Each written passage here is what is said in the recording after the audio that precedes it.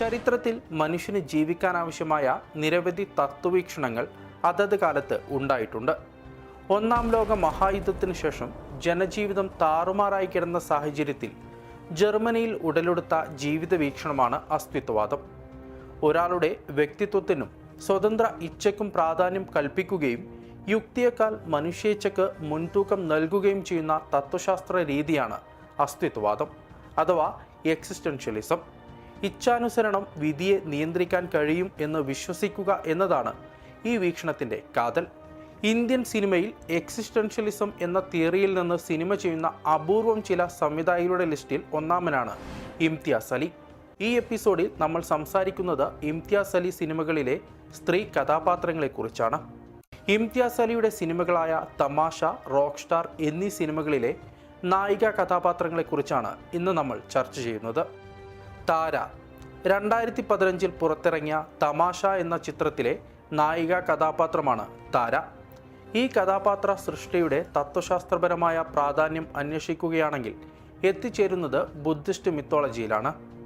Buddhist മിത്തോളജിയിലെ പ്രധാന കഥാപാത്രമാണ് താര. മഹായാന ബുദ്ധിസത്തിൽ താര എന്ന് പറയുന്നത് ബോധിസത്വയാണ്, അതായത് ഒരുവനെ ബുദ്ധൻ. മറ്റൊരു തരത്തിൽ പറഞ്ഞാൽ ഉണർന്നിരിക്കുന്നവനാക്കി മാറ്റുന്നത് എന്തോ അതാണ് ബോധിസത്വ. മദർ ഓഫ് ലിബറേഷൻ എന്നും താരയെ ബുദ്ധിസ്റ്റ് മിത്തോളജിയിൽ പറയാറുണ്ട്. ചുരുക്കി പറഞ്ഞാൽ ഒരാളുടെ ശരിയായ സ്വത്വത്തിലേക്ക് അവരെ നയിക്കുന്നവളാണ് താര. സിനിമയിലേക്ക് വരാം. തത്വശാസ്ത്രപരമായി ഇംതിയാസ് അലിയുടെ സിനിമകളെ വിലയിരുത്തുകയാണെങ്കിൽ ഏറ്റവും മികച്ച സിനിമ തമാശയാണ്. ബുദ്ധിസ്റ്റ് മിത്തോളജിയിലെ അതേ താരയാണ് സിനിമയിലേതും. കുടുംബത്തിനു വേണ്ടിയോ സമൂഹം എന്ത് കരുതുമെന്ന് ചിന്തിച്ചോ സ്വത്വത്തെ മറച്ചുവെച്ച് ജീവിക്കുന്ന ഒരാളാണ് വേദ്. കഥകൾ കേൾക്കാനും പറയാനും ഇഷ്ടമുള്ള ഒരാൾ.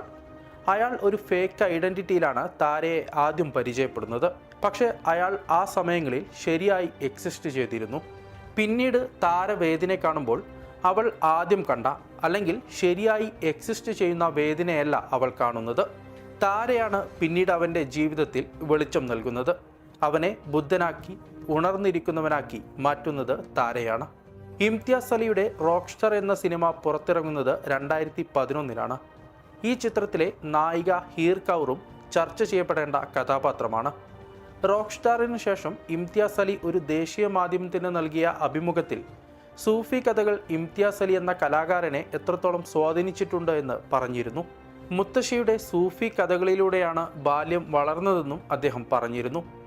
ഇംതിയാസ് അലിയുടെ തമാഷ, റോക്ക് സ്റ്റാർ, ഹൈവേ തുടങ്ങിയ സിനിമകളിൽ ഈ സൂഫി ടച്ച് നമുക്ക് കാണാനാകും. പ്രസിദ്ധ സൂഫി കവി വാരിസ് ഷാ 1766 രചിച്ച വിശ്വപ്രണയകാവ്യമാണ് ഹീർ രാഞ്ച. ഈ പ്രണയകാവ്യത്തിൽ നിന്നാണ് ഇംതിയാസ് അലി റോക്ക് സ്റ്റാറിലെ ഹീറിനെ കണ്ടെത്തുന്നത്.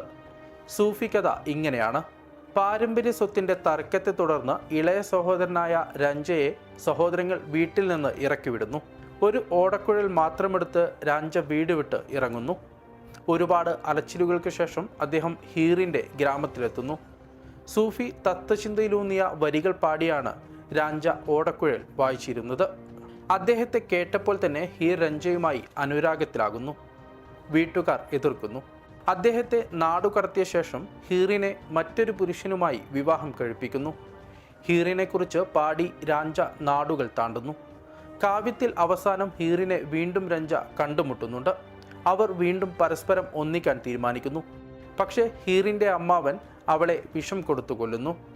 രാഞ്ച അവളുടെ വീട്ടിലെത്തുമ്പോൾ കാണുന്നത് അവളുടെ കബറാണ്. അതിനരികിൽ കിടന്ന് അദ്ദേഹം വാവിട്ട് കരയുന്നു. പതിയെ കബർ തുറക്കുന്നു. എങ്ങും വെളിച്ചം പരക്കുന്നു. രാഞ്ച കബറിലേക്ക് ഇറങ്ങുന്നു. അവർ ഒന്നിക്കുന്നു. ഇങ്ങനെയാണ് വാരിഷായുടെ മഹാകാവ്യം അവസാനിക്കുന്നത്. ഈ കാവ്യത്തിൽ നിന്നാണ് ഇംതിയാസ് അലി ഹീർ കൗറിനെ കണ്ടെത്തിയത്. സിനിമയിൽ ജനാർദ്ദനെ ജോർദാൻ ആക്കുന്നത് ഹീറാണ്, അല്ലെങ്കിൽ ജോർദാൻ അവളോടുള്ള പ്രണയമാണ്. സിനിമയുടെ ആഖ്യാനവും ഹീരാഞ്ച എന്ന കാവ്യത്തോട് അടുത്തു നിൽക്കുന്നതാണ്. മറ്റൊരു തരത്തിൽ പറഞ്ഞാൽ ആ മഹാകാവ്യത്തിൻ്റെ മോഡേൺ അഡാപ്റ്റേഷനാണ് റോക്ക് സ്റ്റാർ.